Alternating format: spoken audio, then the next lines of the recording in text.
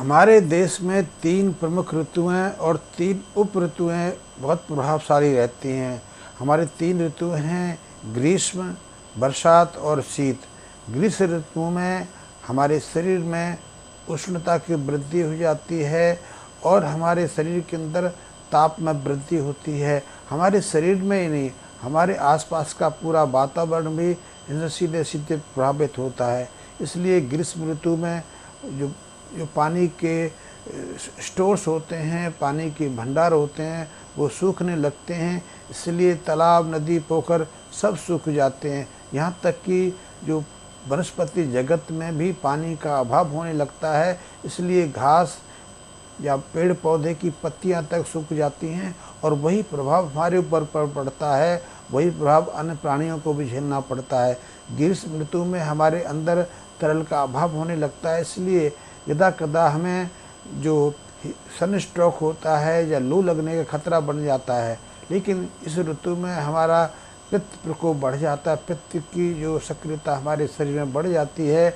लेकिन उसके बाद जो बरसात की ऋतु है वो हमारे लिए एक अलग पड़ाव, एक अलग आयाम लेके आती है कि इस ऋतु में हमारे शरीर के अंदर आर्द्रता की वृद्धि हो जाती है, तरल की वृद्धि हो जाती है। क्योंकि हमारे वातावरण में जो हवा रहती है वो हवा भी जो पानी के कण होते हैं उनसे लिप्त हो जाती है। इसलिए हवा में भी आर्द्रता की वृद्धि हो जाती है और हमारे चारों तरफ का जो वातावरण है उसमें भी आर्द्रता की वृद्धि होती है।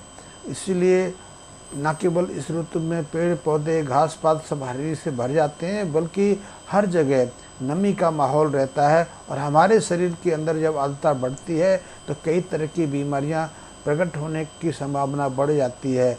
वैसे मैं स्वयं चिकित्सा विज्ञान से संबंधित रखता हूं, तो चिकित्सा विज्ञान की जो हमारी टेक्स्ट बुक्स हैं उसमें 15 से 20 साल में यही पढ़ता रहा कि जैसे ही बरसात की ऋतु शुरू होती है तो उस ऋतु में जो जीवाणु, विषाणु हैं, कीट पतंगे, उनकी सक्रियता बढ़ जाती है। इसलिए संक्रामक रोगों का प्रकोप भी इस ऋतु में बढ़ जाता है। आपने देखा होगा कि जैसे ही बरसात की ऋतु शुरू होती है, जून जुलाई का महीना आता है, अचानक हमारे आसपास मक्खी मच्छरों की वृद्धि होने लगती है और इसके कारण मलेरिया, डेंगू या चिकनगुनिया या दूसरे संक्रामक रोगों का प्रकोप बढ़ जाता है। या फिर हमें पाचन तंत्र की कुछ विकृतियों का सामना करना पड़ता है। इसमें दस्त लग जाते हैं, किसी को पेचिश हो जाती है, हमारे शरीर के अंदर फोड़ेपन सी उभर आते हैं।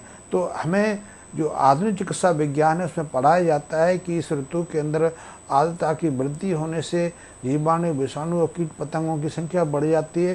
इसलिए संक्रामक रोगों का प्रकोप बढ़ता है। लेकिन आयुर्वेद का पुराना अनुभव है और ये अनुभव बहुत महत्वपूर्ण है कि आयुर्वेद कहता है कि बरसात के ऋतु में हमारे चारों तरफ आर्द्रता की वृद्धि हो जाती है और वही आर्द्रता, वही तरल की वृद्धि के कारण हमारे शरीर के अंदर भी हमारी कोशिकाओं में तरल की वृद्धि होने लगती है।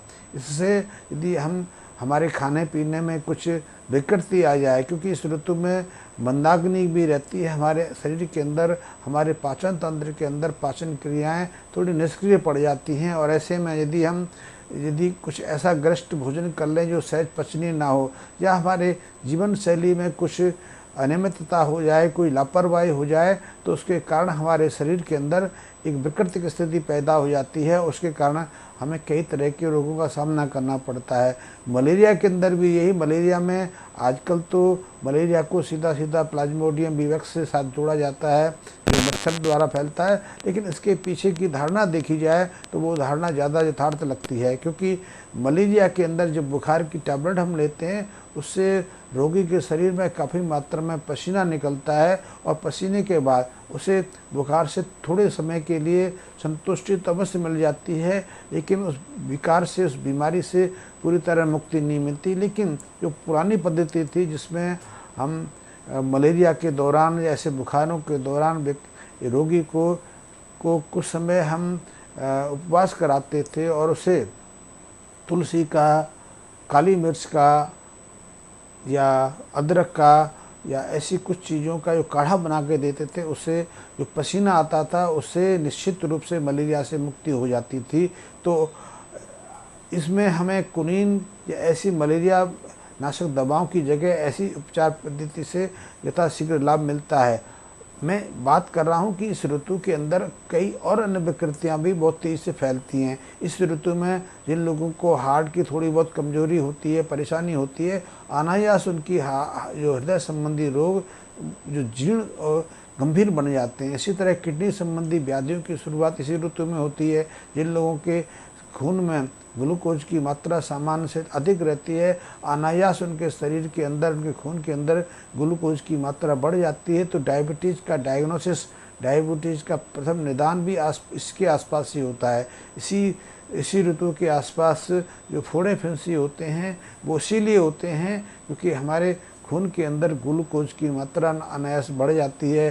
किडनी संबंधी विकृतियाँ भी इसी ऋतु के आसपास होती हैं। यहाँ तक कि लीवर के अंदर भी जो विकृतियाँ आती हैं, लीवर बढ़ना है, लीवर का कम काम करना है, लीवर की कोशिकाओं में किसी तरह की गंभीर शिथिलता आ जाना, जिसे हम हेपेटाइटिस कहते हैं। चाहे उसका संबंध आज विषाणु से जुड़ा गया हो, लेकिन यथार्थता उसके पीछे जो इस ऋतु के अंदर हमारे शरीर के अंदर आर्द्रता की वृद्धि होती है, इस आर्द्रता की वृद्धि के कारण हमारे शरीर के अंदर वात प्रकोप बढ़ जाता है। आयुर्वेद का जो पैमाना है वो ज़्यादा यथार्थ और वैज्ञानिक लगता है, बशर्ते आधुनिक चिकित्सा के। आधुनिक चिकित्सा में तो ऐसे सभी व्याधियों के लिए एंटीबायोटिक्स, एंटीवायरल मेडिसिन या ऐसी दवाओं का प्रयोग किया जाता है, लेकिन आयुर्वेद के जो सूत्र हैं वो हमारे लिए ज़्यादा सुखद और प्रभावशाली साबित होते हैं। तो ऋतुओं का हमारे शरीर पर बहुत गहरा प्रभाव पड़ता है और ऋतुओं के अनुसार यदि हम अपने जीवन शैली को ढाल लें, अपने खान पीन में बदलाव कर लें, अपनी जीवन शैली को व्यवस्थित कर लें, तो निश्चित रूप से हम पूरे साल निरोगी रह सकते हैं, स्वस्थ रह सकते हैं।